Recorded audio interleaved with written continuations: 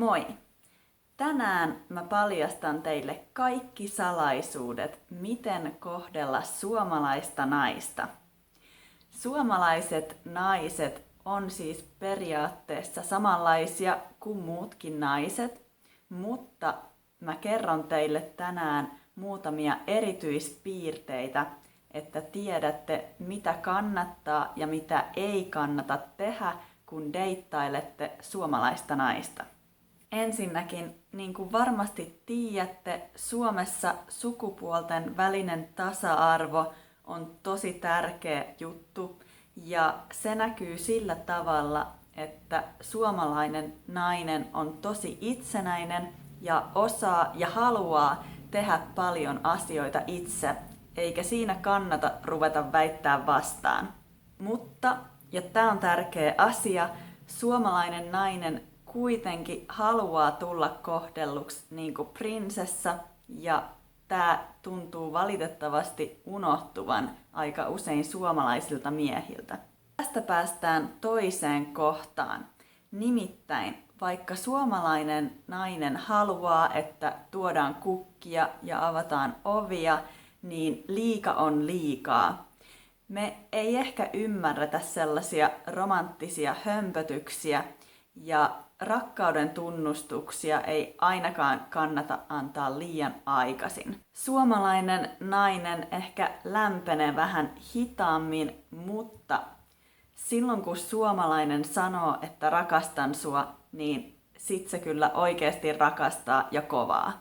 Sitten tosi tärkeä juttu on se, että suomalaisten naisten kanssa ei saa olla liian päällekäyvä. Mä tunnen tosi harvoja naisia, jotka tykkää siitä, että joku tulee kadulla kehumaan, miten kauniita ne on. Siis tää ei todellakaan toimi Suomessa. Parempi lähestymistapa on ensin kysyä neuvoa tai jotain niin, että naisella on aikaa muodostaa oma käsityksensä miehestä. Ja toinen juttu, älä seiso liian lähellä.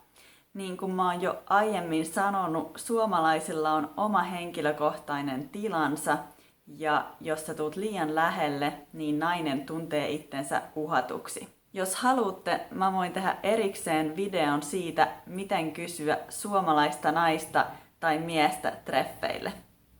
Viimeisenä vinkkinä mä sanoisin, että treffeillä ollessa kyselkää naisen elämästä ja olkaa kiinnostuneita siitä.